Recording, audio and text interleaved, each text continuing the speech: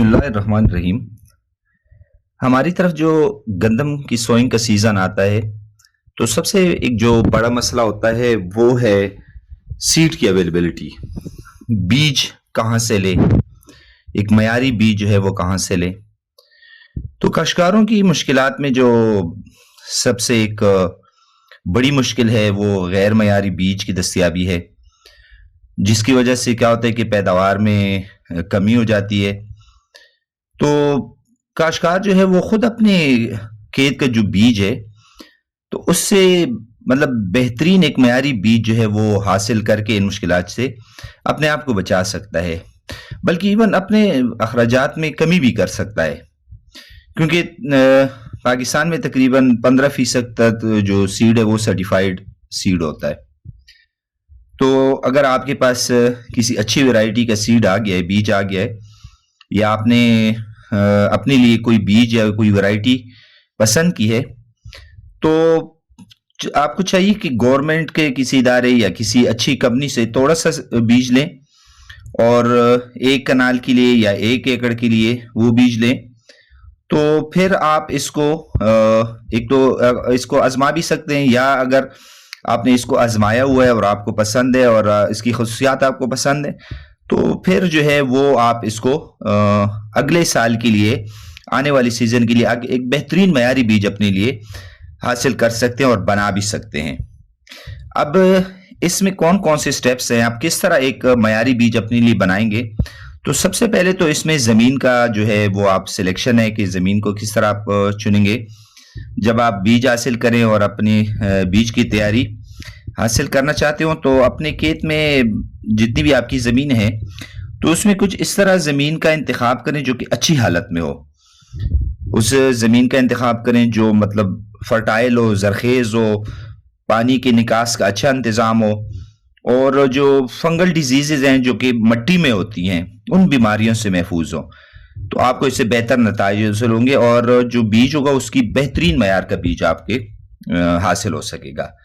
دوسرا جو ہے وہ آپ کی جو زمین ہے، کھیت ہے، اس کی تیاری ہے اور بیج کا استعمال ہے۔ تو جو آپ نے سیڈ یا بیج جو آپ نے لی ہے فصل تیار کرتے وقت، تو آپ کو کچھ جو احتیاطی تدابیر ہیں وہ اختیار کرنی ہوں گی۔ جو بیج فصل کے لیے عام مقدار جو ہے وہ جو آپ نارملی جو آپ جس طرح کہ ہم 50 kg یا پر ایکڑ استعمال کرتے ہیں تو اس سے تھوڑا سا کم ڈالیں، مطلب آپ 40 کلو استعمال کریں، 45 کلو فی ایکڑ استعمال کریں، مطلب عام اس سے آپ کم استعمال کریں۔ اس طرح کیا ہوگا کہ فاصلوں کے درمیان، پودوں کے درمیان فاصلہ زیادہ ہوگا اور ان میں خوراک کے لیے مقابلہ کم ہوگا، اور بیج جو ہے وہ بہترین معیار کا بیج ہوگا۔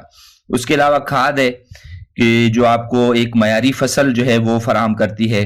پودوں کی نشو و نما کے لیے ضروری کہ جو کھاد ہو تمام جو اس کے انگریڈینٹس ہیں، عناصر ہیں، اس پر مشتمل ہو، اور سب سے بڑی بات جو ہے وہ کھاد کی جو ایک مناسب مقدار ہے اور وقت پہ ان کو فراہم کرنا ہے پودوں کی، تو وہ صحت کے لیے اور ان کی گروتھ میں بہتری لائے گی۔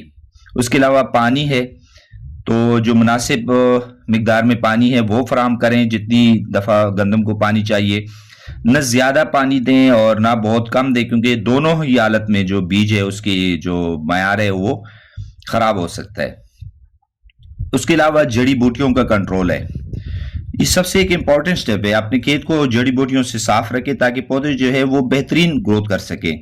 اس کے علاوہ جو جڑی بوٹی ہیں وہ پودوں کی جو خوراک ہے، پانی ہے، اس میں وہ اپنا حصہ لیتی ہیں اور ان کی گروتھ میں رکاوٹ ڈالتی ہے، جس کی وجہ سے پودوں کی صحت متاثر ہو سکتی ہے۔ اس کے علاوہ پودوں کی نگرانی ہے اور ان کا انتخاب ہے۔ تو فصل کے دوران جو ہے وہ باقاعدہ اپنے کھیت کا معائنہ کریں، اپنے فصل کا معائنہ کریں۔ اگر آپ کو کھیت میں ایسے پودے نظر آئیں جو بہت مطلب عام فصل کی نسبت اونچے ہوں قد میں، یا بہت چھوٹے ہوں، تو ان کو اکھاڑ کر باہر پھینک دیں۔ اس کو ہم روگنگ کہتے ہیں۔ اس کو آف ٹائپ پلانٹس جو ہے وہ جو ہے ہم اسے نکال دیتے ہیں۔ اور اس کے بعد جو مرحلہ آتا ہے وہ ہے کٹائی اور تھریشنگ کا۔ جب آپ کی فصل جو ہے مکمل طور پر پک جائے اور تیار ہو جائے تو اسے بہت احتیاط سے ہارویسٹ کریں اور اس کو بہت احتیاط سے کاٹیں، اور مطلب جو آپ نے ویرائٹی 1 یا 2 قسم کے الگ الگ بیج لگائے ہیں تو ان کو الگ الگ تھریش کریں۔ थ्रेशर को साफ करें, उसके बाद दूसरी वैरायटी, ताकि आपस में मिक्सिंग ना हो जाए उनकी। और उसके बाद जो है बीज को खुश्क करना, ये बहुत इंपॉर्टेंट स्टेप है। जो बीज में नमी का तनासब है, अगर वो ज्यादा हो तो बीज जो है वो उसके रौटने का, गलने सड़ने का जो खतरा होता है वो ज्यादा होता है, इसलिए बीज को जो है वो धूप में खुश्क करें। बीज को धूप में खुश्क करने का जो बेहतरीन वक्त है वो सुबह 8 बजे से लेकर तकरीबन 12 बजे दोपहर तक, और फिर शाम को 3 बजे से लेकर 5 बजे तक है। इसके अलावा जो बाकी टाइम है उसमें ज़रा एहतियात करें। 2 दिन जो है वो तकरीबन आप खुश करें, उसके बाद फिर बीच में ब्रेक लें 1 दिन का।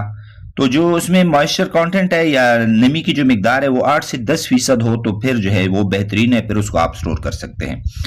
और उसके बाद जब आप स्टोर करेंगे बीज को, जो जहाँ पे आपने ज़ख़ीरा करना है, तो उसके लिए खुश्क और ठंडी और ऐसी जगह मुंतखब करें जिसमें हवा का गुजर हो अच्छी तरह, और जो बीज में जो मॉइस्चर कंटेंट है उसको कम से कम सतह पर रखें, तो वो ज़्यादा मयारी रहेगा।